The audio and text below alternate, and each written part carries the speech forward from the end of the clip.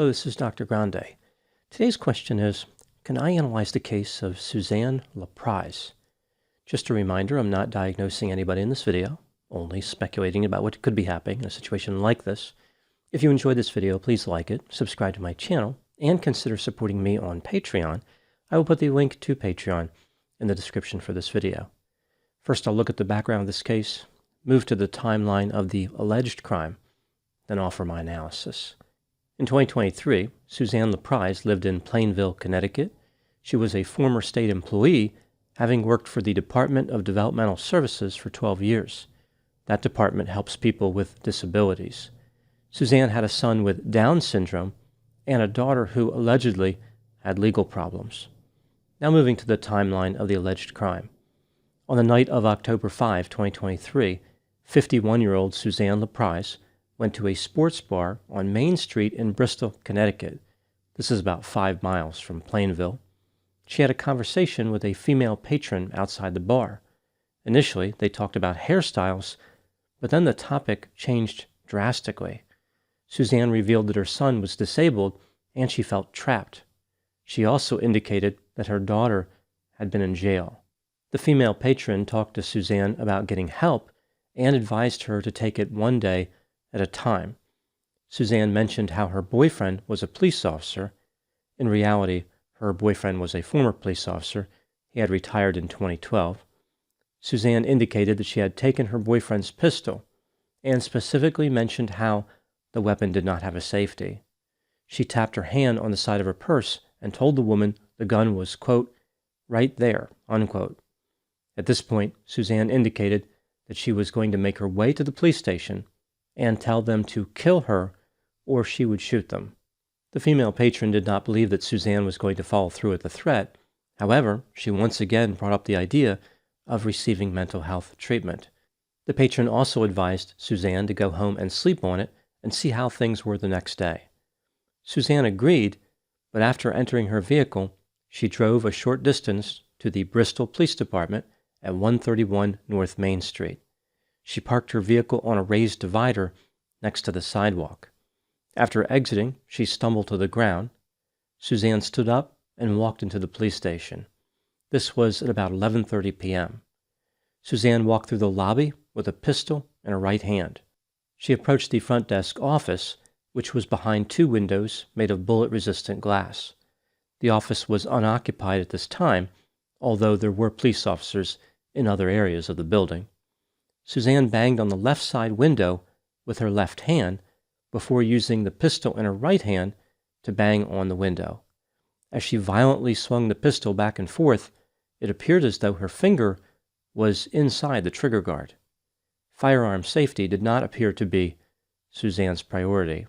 Apparently dissatisfied with the response time, Suzanne walked over to the right side window and banged on it a few times with the pistol before moving back to the left side window. She then turned to the left and approached a door to the northern hallway, which also contained bullet-resistant glass. She pointed the pistol at the door and fired 1 time. The bullet did not penetrate the glass. At this point, Suzanne once again faced the office window. She fired 1 bullet into the left side window and then fired 1 into the right side window. Neither bullet penetrated the glass. Suzanne put the gun down on a chair on the left side of the lobby before taking off her jacket. Perhaps all that physical exercise caused her to get warm. Suzanne picked up the pistol and sat in a chair on the right side of the lobby. Police officers in the northern hallway behind the door tried to communicate with Suzanne by pushing the door open a little bit and talking. She responded by firing 2 additional shots at the door. Neither bullet penetrated. An officer in the northern hallway fired 2 shots at Suzanne, but his bullets did not penetrate the glass either. At this point, Suzanne left the pistol on the chair she was sitting in and stood up. She walked around the lobby and appeared to be quite frustrated. She banged on a door and then on the left side office window. Her pistol was still in the chair. Officers used this opportunity to storm into the lobby from both the northern and southern hallways. They shot her with a taser, and she dropped to the floor. She was taken into custody, mostly because of the shooting in the lobby part. Suzanne Laprise was charged with criminal attempt, murder with special circumstance, which is attempted murder, illegal discharge of firearm, illegal carry of firearms under the influence of drug/alcohol, criminal use of weapon, violation of pistol permit requirements, illegal possession of a large capacity magazine, criminal mischief first degree, reckless endangerment first degree, and breach of peace second degree. At the time making this video, Suzanne Laprise is being held on a $3 million bond. Now moving to my analysis. Here are my thoughts on a few areas that stood out to me in this case. Item number 1. Based on Suzanne's interactions with the female patron at the sports bar, there really isn't a mystery about what she intended to do. Suzanne was hoping to go out in a blaze of glory. Substance use may have contributed to her desire, like she was disinhibited. There are several reasons to believe that she was under the influence of substances. For example, one of her charges contains the words, "under the influence." She was at a bar earlier that night, and the way she was moving around the lobby in the police department was consistent with being intoxicated. Item number 2. Was the police response appropriate in this case? I think the police did an excellent job overall. The danger to them was very real. Suzanne fired 5 times. When her pistol was seized by the police, they found 9 rounds in the magazine and, of course, 1 round in the chamber. She could have easily killed somebody. The officers managed to resolve the incident without a loss of life. There are no statistics available for how likely it is that a person who walks into a police station and fires a gun will survive, but I imagine the vast majority would not. I would guess that above 95% of people who engage in that behavior would discover a ballistically enhanced experience. Suzanne was quite fortunate that she only had an electrifying experience. As far as what the police could have done better, their response time could have been a little faster, considering Suzanne was in the police station, and it did not make any sense for the officer to try to fire through the bullet-resistant glass. Item number 3. As I mentioned, Suzanne was charged with many offenses. The one that really stands out is attempted murder. Some people have argued that this charge is too serious based on her behavior. In the state of Connecticut, a person is guilty of criminal attempt if they acted with the mental state required to commit the attempted crime and they met at least one of the following 2 criteria. 1, they purposely engaged in conduct that would have constituted a criminal act if the circumstances had been as the defendant believed them to be, or 2, they took a substantial step toward carrying out a criminal act. There is no question that pointing a gun at a police officer and firing qualifies as a substantial step.